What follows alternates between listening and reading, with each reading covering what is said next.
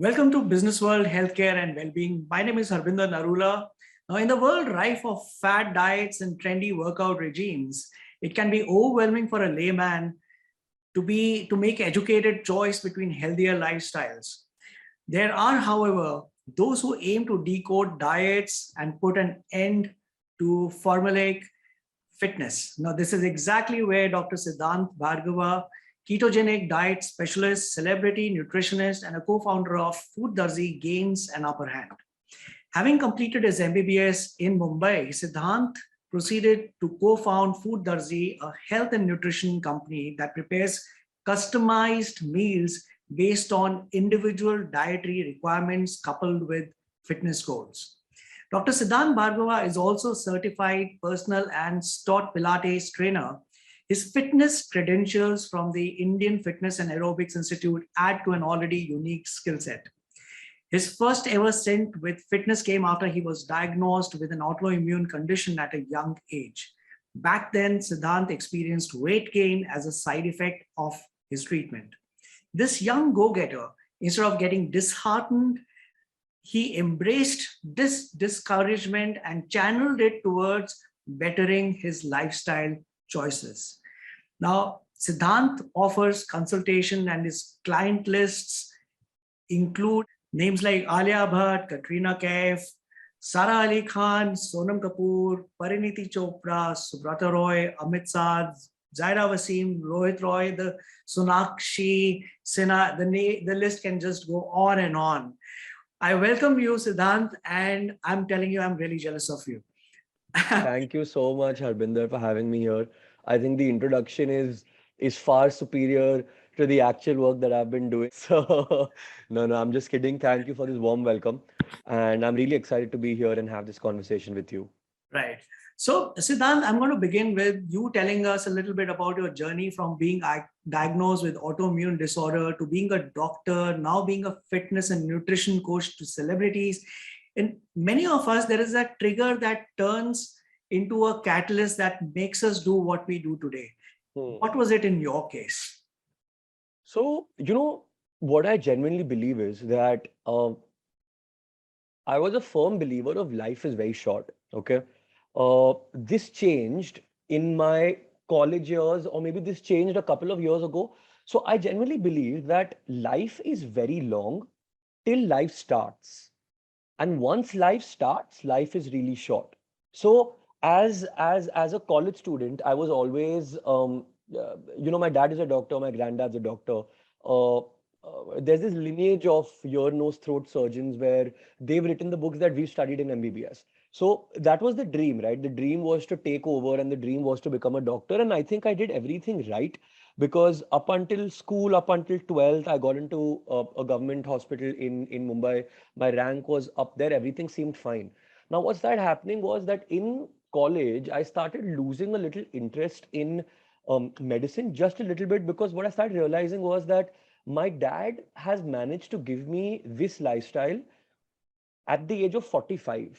I remember the trips that he used to take me on when I was 6 years old versus the trips that he's taken me on when I was 16 years old. So the lifestyle that I got used to, I knew I wouldn't be able to provide it for myself until I was, say, at least 40, 42, 43. And that started creating some kind of a problem in my head because I started my first business in college. So there was this college trip that I wanted to go to, and I'm pretty spoiled when it comes to materialistic things or spending on myself. And I'm very honest with that because I believe in giving myself what I like. So in college, I started my first business, which was selling bones.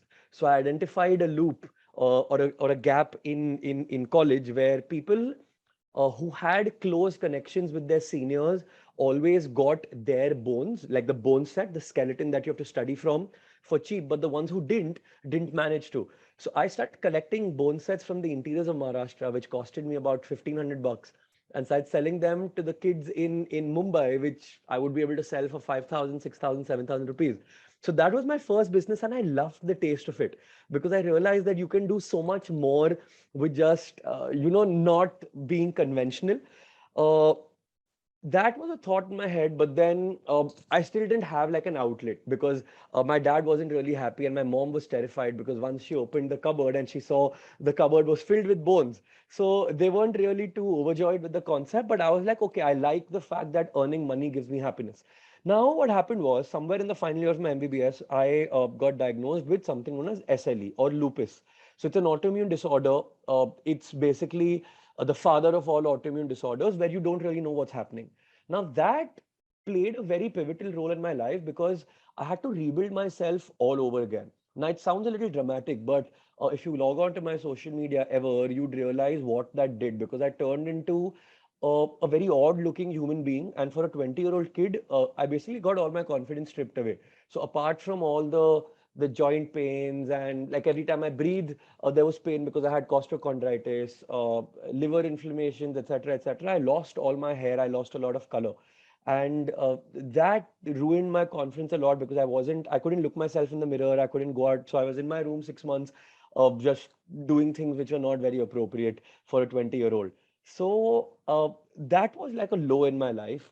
Now there I had to give up medicine because hua kya that I prevent the autoimmune condition from progressing, you have to lower your own immunity because it's your own immunity which is on overdrive trying to fight your normal body. That made me not go to college because I could contract whatever disease the samne wala person had.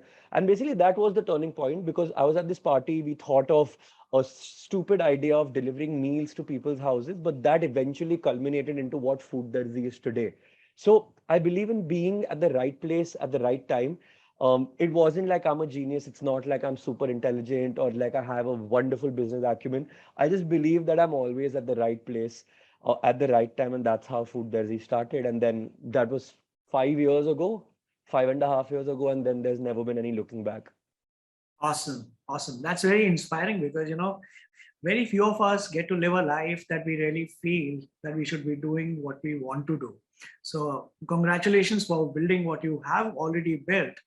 Now, coming back to, your core profession, which is of nutritionist.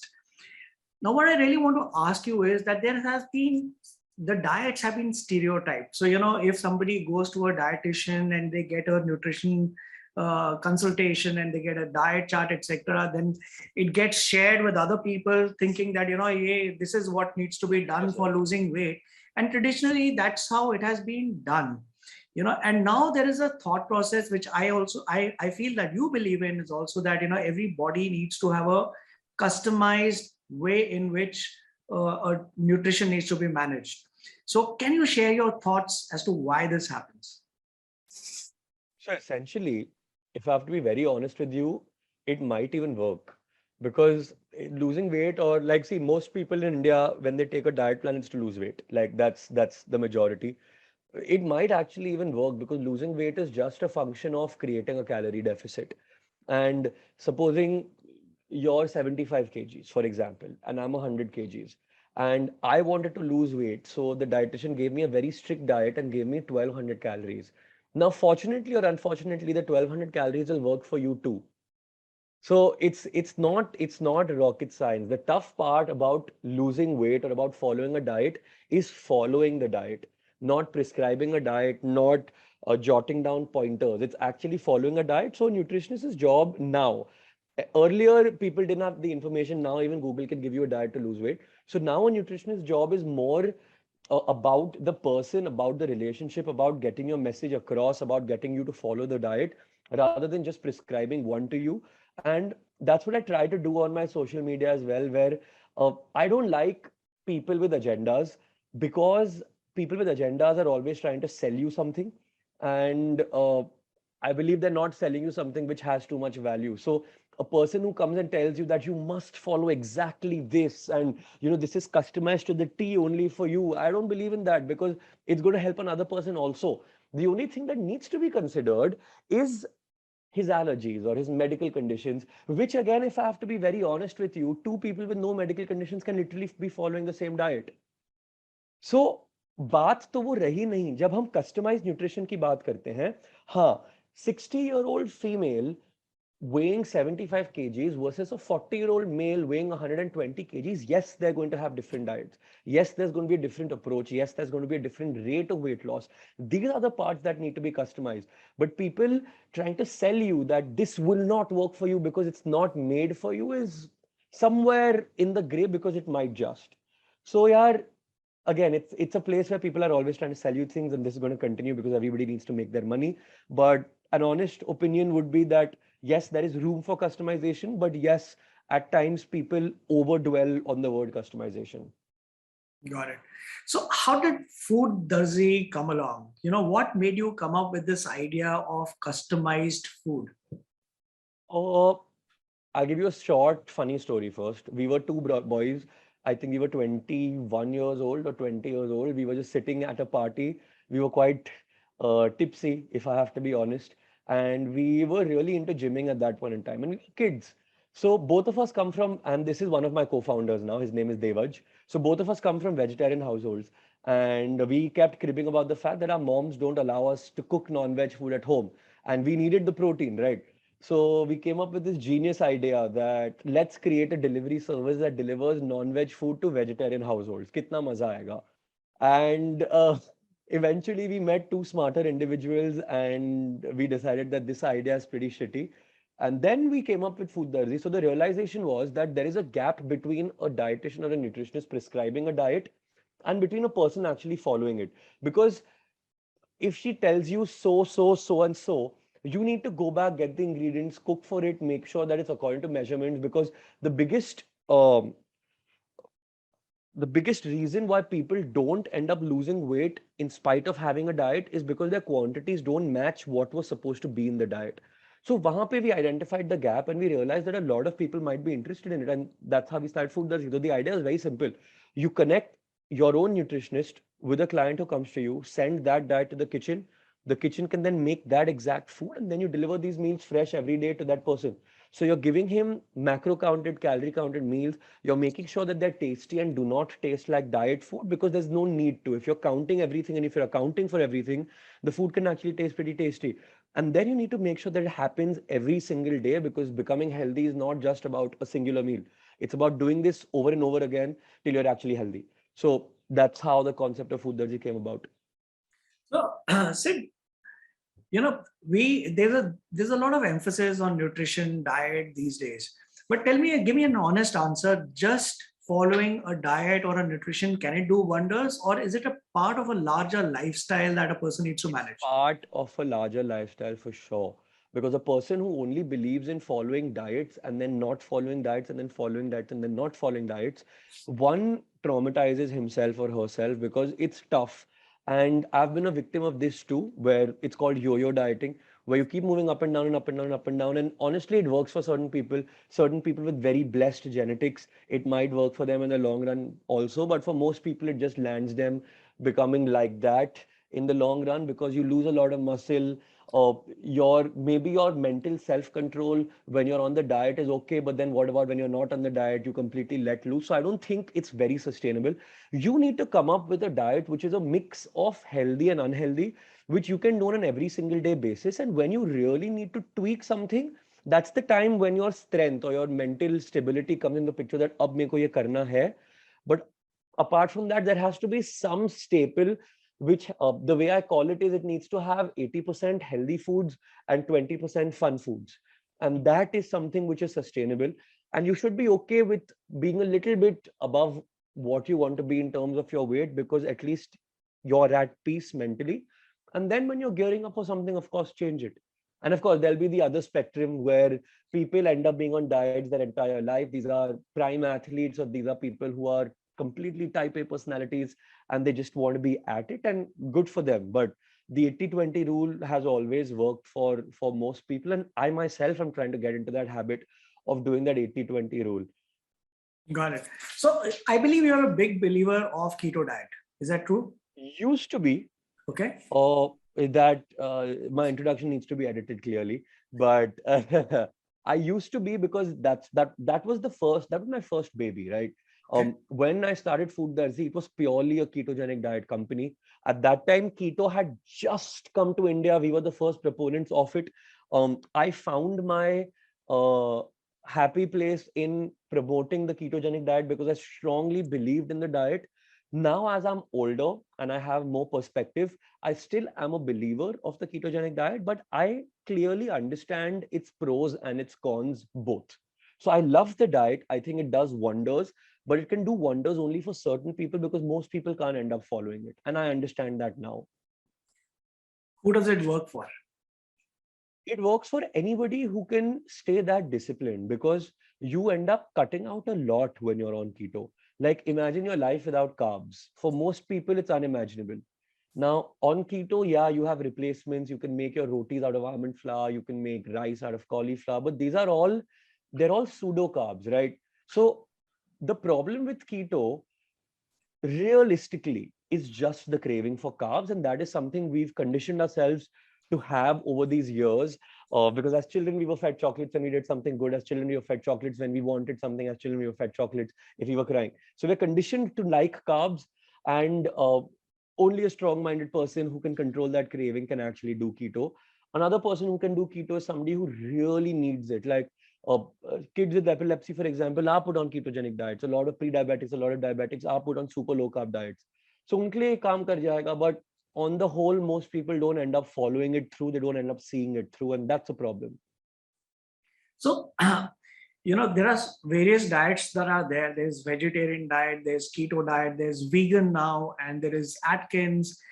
As far as diets are concerned, which of these diets works best for largest set of people? I mean, if somebody wants to go online and wants to try a diet for the first time, which one do you think works best for people? I think a low carb diet works best for people because, see, don't get me wrong. I'm not saying that a low carb diet is the only way to diet. In my opinion, even a balanced diet with a decent amount of protein is as good. But for how people's mindsets have been and how people's perspectives are, uh, just mentally, they feel better when they're on a low carb diet. Now, when I say mentally, they feel better, yes, at times they do that, get cranky if their carbs are really low, but they're at peace that मैं कुछ diet कर रहा हूँ. That's the peace that a low carb diet gives them. A balanced diet sometimes gives them way too much leeway because a balanced diet basically works on if it fits your macros. So you can eat a little bit of this and a little bit of that and all of that as long as you're hitting your macros. But people tend to sway in these diets. A low carb diet is what I have seen to have worked for majority of people because they just think that yes, I'm on a diet, it's not bad for me, it's not too many carbs, it's a decent amount of protein, I'm getting all my micronutrients in. This is the best diet for me. That's their psyche and that works for them. So interestingly, I mean, this is something which is unplanned, a thought that came into our mind. Like you said that, people feel good about it, right?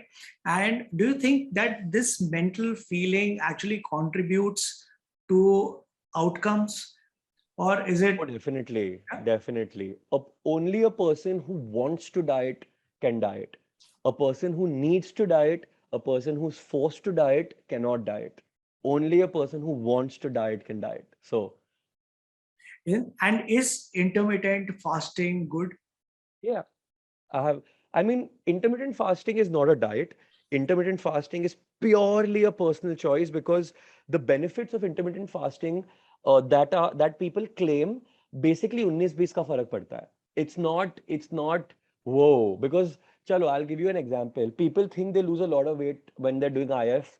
It's because they've cut out their breakfast. No, if you were eating 4 meals and now you're eating three, technically you've created a calorie deficit and that's why you're losing weight. But people think it's because of the intermittent fast that they're losing it.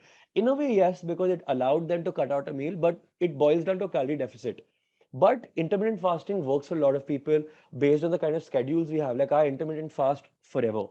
I don't remember the last time I've had breakfast except if I'm on a holiday because like I woke up 5 minutes before I spoke to you. I usually wake up an hour later than that. So by the time I'm in office, it's already 1:30. Uh, and by the time I go back to sleep at night, it's about 5. So between that 5 and 1:30, मेरा intermittent fast हो जाता है. I pick up my lunch at about 3:30. I have a snack around 7:30. I have a dinner around 12. So I eat 3 meals a day and I intermittent fast most of the time anyway.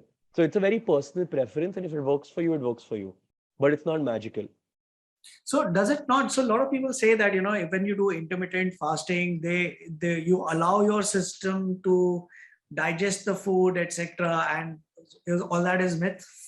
Completely, because if you had this conversation with another nutritionist, she'd tell you that intermittent fasting is horrible, and the only way to diet is by eating 6 meals a day, eat every 2 hours, because it keeps your metabolism running, which again is bullshit.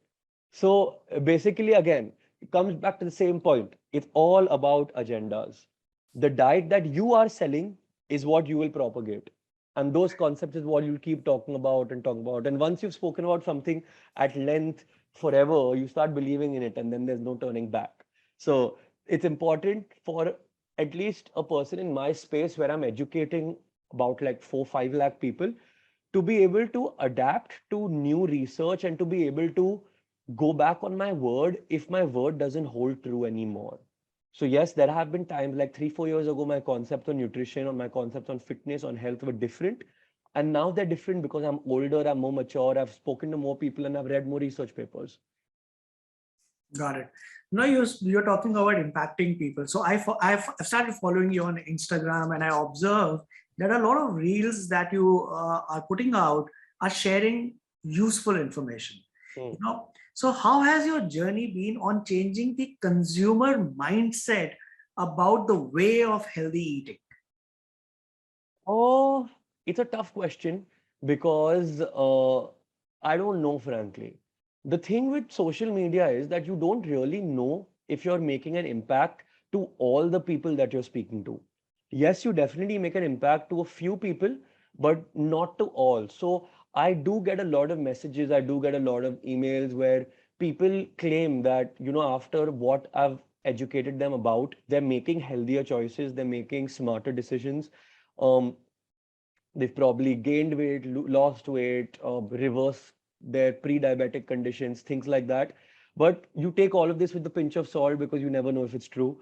And secondly, you don't know who actually is listening. So I believe that some part of my audience is a little smarter and they're making better health decisions. I believe their consumer mindset has changed from purchasing products that have the best marketing to purchasing products that have the most straightforward information. And I think that's what I want to continue doing in the future also. Awesome. So one more thing I really feel is that, during the pandemic, everybody was talking about better lifestyles. We were talking about good food, healthy diets, etc., and how people were concerned about raising their immunity levels, etc. And when the lockdown got over and everything is open, you don't find a space in any restaurant. Yeah, So do you really think that the pandemic has changed the mindset, or was it a very it did. temporary fad It did. during the period? No, I think it did change the mindset. I don't think it was temporary. I think it's going to occupy some level of permanency. But then again, we're humans and thinking about our present is more important than thinking about our future. So having fun tomorrow is more important than not having COVID 2 weeks after that because we had fun tomorrow. So once the pandemic lasted 2 years, it was just done. Like I myself am done. Like I honestly don't care if I get COVID anymore because I know that the virulence of COVID has reduced so much that I'm not going to die. The only reason I was scared in the past is because my parents are now almost 60 and my grandparents are 85. So I don't want to be responsible for them getting COVID. But otherwise, I understand it's a common flu and it's going to pass. And that's the same thing with people as well, right? Nobody is okay to keep their life at a standstill because they did when it was required. But it's no longer required and they're out again. So I don't judge them. Uh, Sid, when you customize food, I mean that's the core of food darzi. Is it for a specific person, or are you also customizing the food for certain health conditions, like custom foods for PCOD, or custom food for people who have diabetic, or custom food which should be consumed by cancer patients? So do you have such kind of programs as well? We do. We can customize it to most health conditions. We customize it to most body types, to most lifestyles, whatever it is. That's the thing with Food Darzi, that no matter what customization you require, we manage to make it. Not great for business, very honestly, because so many customizations lead to a lot of more SKUs, a lot of more operational hassles, and you make a little less money. But this is what I want to do, and this is what I believe in doing. So Yeah, we offer every kind of customization. And you have a lot of celebrity clients who have a very hectic and lifestyle. They also, by the nature of their profession, there's a lot of anxiety that I find in celebrities, that at least that I have met and spoken with. How do you help them? Does food and nutrition Absolutely, in man. any way play a role in the mental well-being? If yes, how? It doesn't. I mean, see, they're all insecure all the time. They're all conscious about their body image all the time. I'm not saying it in a bad way. I'm saying it in a matter of fact way because it's their job to look good. So I mean, if somebody was paying you 50 crore rupees to look good, who wouldn't be anxious about the way they look, right? So um, the thing with them is that they're always anxious, like as you mentioned. So not many of them are ever at peace, and it is a little difficult to deal with them. Uh, you basically become sometimes you're friends with them and you can calm them down and you can show them what reality is and whether they're being overbearing, but sometimes you just can't. Sometimes you work like an employee for them and you provide them what they need and get it done with. So my starstruck phase got over 5 years ago once I dealt with my first celebrity. After that, I know their type, I know their kind, I know their how they function, and I'm okay with that, frankly. Plus, my partners always taught me this, that don't treat celebrities like they're gods, even though they're famous, because at the end of the day, for a business, they're only one client. And these celebrities are not promoting your business for free, anyways. So it's not like you're getting hundreds of people because they took it. So just treat them like a singular client, and your life will be easier. And I've followed that then. Who do you enjoy working with? A, a person who's not a celebrity versus somebody who has a very visible lifestyle? Both, because see, I'm also an attention seeker by nature. So I mean, I could have given you this answer that, working with non-celebrities is more fun because they're more down to, but the answer is a celebrity who gives you the respect you want. So somebody like Alia Bhatt, for example, I think she's very proper. Like she knows uh, how much to fraternize with people that she works with. She knows how much respect to give. She knows how much attention to give. And that's the person I like working with because it's not like I want to be her best friend either, right? Like she's here, I'm here, at least in a lot of statures. So I don't want to be her best friend. I want to continue working with her. And she wants to do the same. And that's a very good relationship to have. So that's one. On the other hand, Sara Ali Khan, for example, is a closer friend. But she's harder to work with than Alia is. So I'm not going to say more. You are aware that this is going to be live. I realize that. I mean, in the middle, you're such a great conversationalist. I just forgot that this is actually recorded and this is actually going to go live. But then I realized, so then I stopped. So, do you think that there is a need of creating awareness that has given, for excessive workouts in the wake of early heart attack and fatalities associated with it? Because since you're a fitness expert as well and you're trained into this, what is your take on this? Especially, I mean, because you are an influencer for a lot of young people, millennials and all, and a lot of these people I've seen, they go to the gym and they do excessive workouts. They consume a lot of these supplements uh, for their muscles and bodybuilding, etc. That's the reason I'm asking you this So question. I can tell you that the supplements and the excessive workouts are not the reason for sudden heart attacks or sudden deaths. When we talk about supplements, protein, creatine, multivitamins, all these are very healthy, all these are very normal, and they have no negative impact on how the body works, even something like creatine. The supplements that are bad are not supplements, but they're steroids. And I agree that a lot of kids, a lot of youngsters do just start consuming steroids because their trainer is big and they want to get as big as their trainer, and steroids are available in as simple as a bottle this size with 100 pills inside it, and all you have to do is pop one pill every day. Those can be responsible because yes, like excessive testosterone can cause your blood to start clotting. It can be responsible for a stroke, a heart attack, cardiovascular illnesses, etc. But when we hear about these one-off cases where somebody was running and suddenly they passed out because they had a heart attack and they died. In fact, my school friend, he was part of my group in school. He lives 5 lanes away. He grew up with me. I grew up with him. He died of a heart attack a couple of years ago while he was running. And it turns out that it's not because of their over exercise. It is a condition that they've had for a long period of time, which gets exasperated at that point in time, and they did not have knowledge about it. So, very common condition. Okay, I'll take my words back. A condition called HOCM, which is hypertrophy cardiomyopathy, is a genetic condition which most people don't know about. But as you start aging, sometimes the walls of your heart become so thick that they cannot hold or pump enough blood. And that causes heart failures also. And nobody knows that it's there, but it happens all of a sudden when you're performing a strenuous activity. So most of these sudden deaths are because of a condition that people did not know about. It's not because of their supplements or their workouts or their diet in most cases. Got it. So what do you think is more important, limited eating or intelligent eating? Limited eating. Limited eating. Because the way I look at it is that it is a concept that I sort of give myself also, that you're born with a finite number of calories. Um, the more, and it's like a bank. Supposing I have only 1 million calories that I can consume throughout my life. As I start consuming more and more calories, I start reducing my life expectancy. And as I start burning more and more calories, I keep refilling this battery. Now, this applies to a person who puts on weight like I do. This won't apply to a person who's thin. For them, it's the reverse. But for a person like me, I put on weight like this.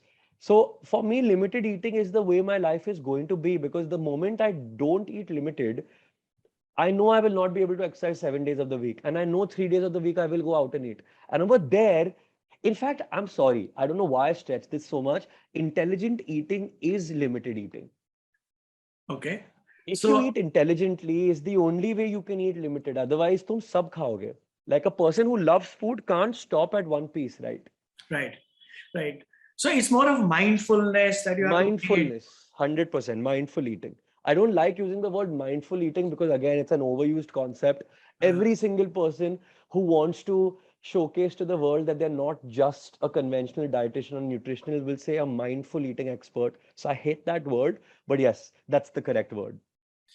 Okay, so diabetics usually have sweet cravings. I don't know if there's a scientific reason for that or not, but usually when somebody tells you not to have sweets, you want to have them more Yeah. and more. And so are there any tips that you can share for diabetics as to, whether they can consume desserts, sweets or not? And second is, what is your view on, the sweet supplements, the sugar-free stuff or artificial sugar sweeteners in your food? So one tip for diabetics is that as long as you're on your medication and as long as you're consuming a very small amount of sugar, you're going to be fine. कोई फर्क नहीं पड़ता. Another thing you can do is always end up eating your sugary stuff when you've eaten something fatty, because the whole problem with eating sugary things is not the sugary things, it's how quickly they get absorbed into the bloodstream because they're sugary. So as long as you delay the absorption of these sugary substances into the bloodstream, you're good. And having a full stomach or having something fatty or having something proteinaceous in your stomach when you're consuming the sugary substance will always help. That's for diabetics. The second thing about artificial sweeteners is that study is not yet very comprehensive. Or something like stevia, which is derived from plants, is good to eat. They haven't found any negative impacts of it, but the taste is not that good. It has a bitter aftertaste. There are things like sugar alcohols called erythritol, xylitol, maltitol, which again, not too many comprehensive studies have been done, haven't been able to prove that they're cancerous, if because that's the question most people have. Are artificial sugars cancerous? Not yet. I consume a lot of erythritol and I personally feel it's okay, but I don't have the correct information either because the correct information doesn't exist yet.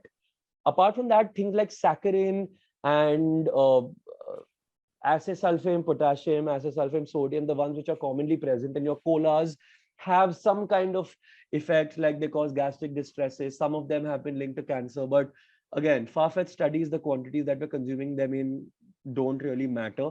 So I'm a believer that if you're trying to avoid sugar, sugar-frees are like not the brand sugar-free, but things free of sugar, but those artificial stuff are okay to consume. And what is your take on alcohol? I remember in one of the questions you mentioned that I was tipsy at one point in time. So, what is your take on alcohol consumption? Should people who are on diets stop uh, the alcohol completely, or Oh, and also there is this myth among young people. They say that anything which is brown in color has some element of some chemical in fiber. it, so it should Acha, not be okay, consumed. got it, White got it. drinks are fine. So what is your Okay, take I'll on tell you what that is. So every colored drink has something known as uh, congeners. Now, congeners are basically substances that get so when you're distilling alcohol, uh, usually you distill pure alcohol, but there are congeners that are inherently present in it, things like tannins, things like antioxidants, even they're called congeners. Now, congeners are responsible for the dark color of the alcohol, and they're also responsible for worse hangovers. So transparent spirits give you proven give you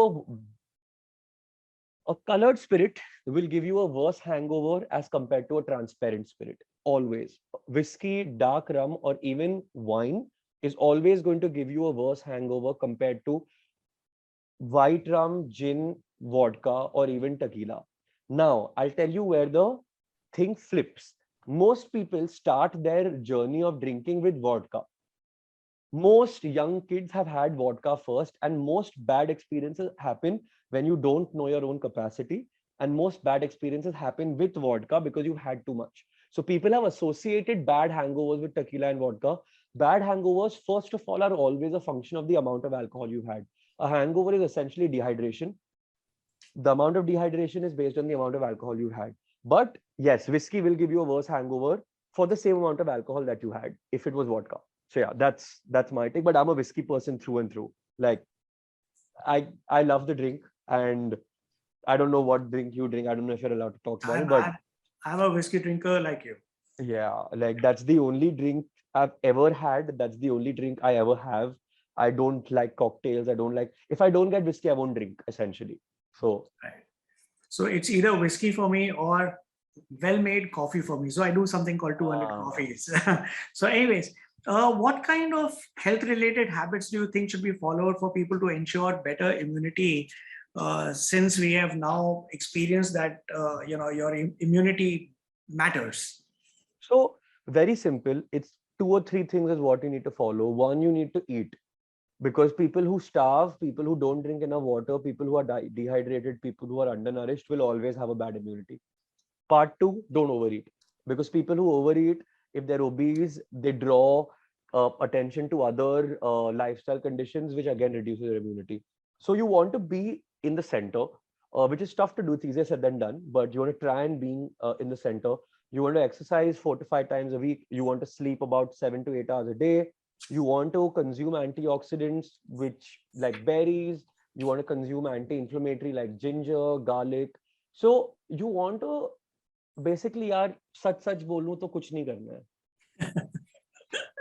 That's the reality. If you know the immunity became such a big issue during COVID, but I mean I don't know. And nobody has been able to prove that doing all this gives you a better immunity because there is no calculation. There is no way to prove it. But yeah, if you're in a good state of health, you're known to have a better immunity. Again, it's a gray concept for me, is why I've given you a vague answer. But yeah. Got it. Let me move to your business part because I've taken a lot of your time on understanding the core of your background. Mm. When you were setting up your venture, when you were setting up your business, what were the kind of challenges that you faced? I mean, both in terms of from the business point of view as well as from the personal point of view. Did your family said that आपने MBBS कर ली है, why don't you go into traditional practice and everything versus what you're doing today? So Challenges, see, as a person, I don't really think enough to care about challenges. Like, I'm not saying this to sound great, I just don't understand. Like, मेरे को नहीं समझ में आता है कि अरे this is a problem that I'm facing, it's a challenge. It just is part of what I'm supposed to do on a daily basis. तो वो हंसते हंसते निकल जाती है चीज. But I'll give you a more concrete answer. On a personal level, challenges, yeah, like for the first 7, 8, 9 months, my parents still thought I was doing my internship. They didn't know only that I'm actually not going to my hospital to finish my internship, but I'm going to Food Darzi to do this. When they found out, they were pretty furious. They didn't like the fact that I was selling food. Now that that's what my startup was about, but eventually those things changed. Those were on the personal front. Even with respect to a lot of people in my college, they used to see me delivering tiffins here and there, and they used to make a little fun of me and all of that, but I didn't really care because I was like, okay, if one day I will employ them. But on the professional front, challenges were a lot because the food industry itself is a difficult industry. It's very saturated. Food is something that cannot please everyone. Operations are very hectic. It's very dependent on human beings. Um, give me a minute. Coming back to professional challenges, uh, these are the basic challenges of being in the food industry. Now you move on into the health food industry where food still needs to be tasty at the same time needs to be macro counted. Your quality control need to be very tight. You're catering to a large number of people. Uh, Innovation is a constant challenge. Client retention is a constant challenge. So your challenges are always going to be there, and एक एक करके solve करने की कोशिश करते रहते हैं, but अभी तक अटके हुए हैं, काफी चीजें हैं that need to get better. But yeah, I feel right now the biggest challenge for us, if I have to tell you now versus then it was acquiring customers because people had needed to be comfortable with the concept of Food Darzi. Now it's retaining customers because Food Darzi has become a goal-oriented nutrition company, and if you want to retain people, they don't have to think of you as just a goal-oriented service, but as a long-term service. So that was our challenge then, and this is our challenge now. So you're basically working on a subscription model, is it? It's a pure subscription model. We do not do one-off meals at all. Yeah. So what is the future of subscription based on nutritionally fit food service in India? Simple hai. As the number of people or as the number of couples who start working more and more, like as both members of the family start working, eventually they won't have time to cook or they won't want to cook, and we want to take over their kitchens. That's the goal. That say 5 years from today, at least in the urban parts of the country, married couples or unmarried people or anybody who's health conscious or anybody who just wants the convenience of eating from a reputed service, we want to be in that space. So what is the current size of the health and nutrition market in the country? I don't know. Is it large Because enough for you to see your... it's very large. The reason I say I don't know is because it's growing at such an exponential rate, and especially after COVID, I think the health industry's size has tripled or quadrupled, if I'm not wrong, in the COVID era, because people are paying more attention to health. Basically, kya ho gaya hai that health has now come back onto the priority list of people. It's never going to be number one. Health is only number one for a sick person. Health is never number one for a normal person. So it's come back onto the priority list, and that's why the size is increasing. So do you think that the prevention, the one thing that has changed, because I'm interviewing a lot of senior doctors, healthcare industry players, etc., and one of the common answers that I'm getting from everyone is that one good thing that COVID has done is that it has brought in the mindfulness towards prevention rather than reaction. Yeah. So do you think this change in the mindset will work really well for a business like yours, a business like Food Darzi? Yes, it will. And no, it won't. No, because Food Darzi will still be regarded as bahar ka khana, and people have been more mindful that they want to eat better things at home, cook themselves because they trust it. Yes, because obviously people want to become healthy.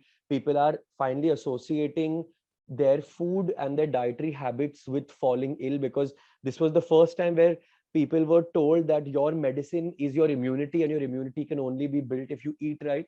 So that correlation has started getting formed in their heads that good health is equal to good food. So yes, it might help, but I think it's still going to take some time, because very realistically, okay, people who can afford my subscription uh, and people who can afford it for a long period of time are people who can usually afford having to do the whole thing at their own house with their own cook and their own help.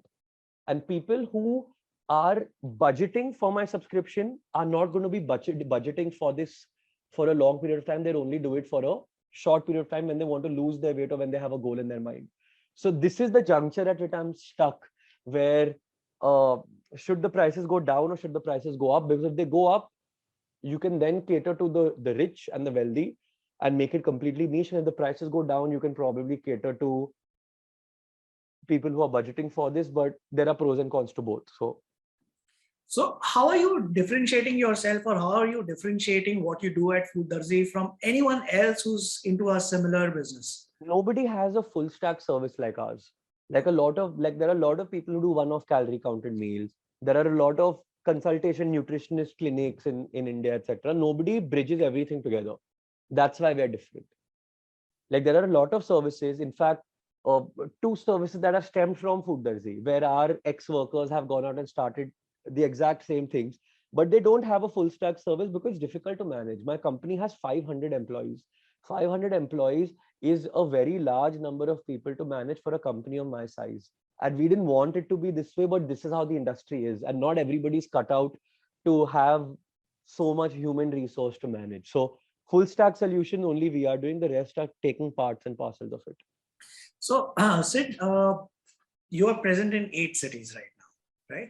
What is your expansion plan? I mean, would you want to go towards a tier 2, tier 3 premiumness in those markets, or Not would you yet. want to go international? We realize that even in a city like Jaipur, which has a lot of wealthy people but still categorizes as a tier 2 city yet, it doesn't do as well as it did in any of the cities where it's more metropolitan. So we're not, our expansion plans in India do not, 1 second, I'm really sorry. Yeah, our expansion plans do not include going to other cities in India anymore. We want to penetrate deeper into the markets here because I'm very sure we can triple our revenue straight away if we just focused a lot more on penetrating markets, because the number of people that are on the subscription right now is a fraction of the actual real health market who can afford the subscription. After that, we'd want to explore the international space because like Dubai, like basically everywhere. Yeah, I mean, 1 out of every 6 people in the world is an Indian. So you've got a market everywhere for this, and it can work. But abhi pehle deep, like we want to increase our numbers. We're currently doing about 10,000 meals a day. We want to get to a place where you're doing 50,000 meals a day. That's when you become really large. That's when the revenues are multifold, and that's when you can think of, then you can think strategically all the time. Right now at this stage, you're still hand to mouth in certain situations, you're thinking strategically, but you're also very heavy on operations and things like that. When you're at that level is where the real businessman vibe comes into the picture, where you can enter office in suits and make those decisions. Right now, enter office like this, a typical startup environment. So, are you looking at raising capital? Depends. So this year might be crucial. Uh, we we're not 100% sure whether we need the money per se, but we need a person who can really help us scale. And we haven't seen a person whose vision is aligned with ours yet. पैसे तो बहुत लोग दे रहे हैं, but it's not the money. It's that person or that strategic investor who can really help, because पैसे तो अभी भी हैं, but we're not spending it because we don't think that we know everything that we need to know to scale. That is what is stopping us from spending madly. Got it. So, Sid, let's come to your personal side. What do you do in your free time, if you have any free time? So, what are your hobbies that you pursue, and what is it that you're really passionate about other than your work? I know you like sleeping late. So I love sleeping in general. I really like sleeping. Like I enjoy the concept of sleeping. Now, activities around sleeping. So I enjoy eating a lot of food and then passing out. I enjoy drinking a lot of alcohol and then passing out. This is just the fun stuff. Uh, I like going out. I like dancing when I'm drunk. Very typical stuff, man. Like I like playing sports once in a while. Uh, I play the drums, I play the guitar, I watch a lot of, basically, I'm a very normal individual and I love wasting my time. That's the best way to put it. It's such beautiful to see that you do whatever comes to your mind, and that's so Yeah. instantaneous, and that's really beautiful side of you. I And have nothing to hold back now. Like absolutely I told you, right? Life is too short once it starts. And I genuinely believe life is too short and I will do whatever I want because there are facets to your life. Like one facet is being famous, one facet is having enough money, one facet is genuinely being happy, one facet is having a good partner, one facet is living in the house you want to live. All of these are different facets of life. And I will do everything it takes to take each of them. And I'm sure कुछ ना कुछ छूटेगा, but क्या फर्क पड़ता है? So So you are really popular on Instagram. You have a good following on Instagram, and apart from business, I see that you're sharing a lot of information which is going to be useful for people. Now, and your posts are fun, so they're not the typical drab posts. Does it come naturally to you, or do you have to make a conscious effort to like create? you've seen how normally I've spoken to you. It's the same. Like instead of the webcam right here, it's the other camera, and I literally do the same thing. Like I told you, I'm unfiltered and I don't have an agenda. That's what makes me me. Who's your favorite celebrity that you have enjoyed working with? Alia Bhatt, Alia Bhatt? 100%. Awesome. And what is it that you, now this is my last question to you. So I know you're pressed with time. What is it that you recommend to the young people? Because these are the guys who are following you when it comes to helping them managing their lifestyle. What are the few nuggets that you would wish to share with them, especially the young generation? So, first of all, the first nugget would be that keep it simple. That there's no need to overly complicate nutrition because it's not. The second thing is start early because when you're young, your body is capable of enduring a lot more. When you're older, it's not that forgiving. Number three, get your concepts right early on. And when I say get your concepts right, I believe everybody should learn how to eat. I feel that a lot of people don't know this, and it's not very difficult to do it because uh, it's just not like 1 month of spending a little time on my page even will show you how to eat right. So that is important. Four is get into the habit of moving because people get so engrossed in their life that they forget that the only way to really elongate life is to have an active life. So moving, exercising, some kind of physical activity is very important. And number five is पता नहीं यार अब चार ही याद है मेरे को. You know what, Sid? It has been such a pleasure talking to you. It's after a long time I've had an interview which has sounded, I like to have conversations, but this was like a real conversation. And I really thank you for taking out time for us. I'm sure, this will add a lot of value to a lot of people. I appreciate that. Thank you so much, Harbinder, for having me here. It was wonderful. I love talking to people who are good at conversations, who have an opinion and a smiling face.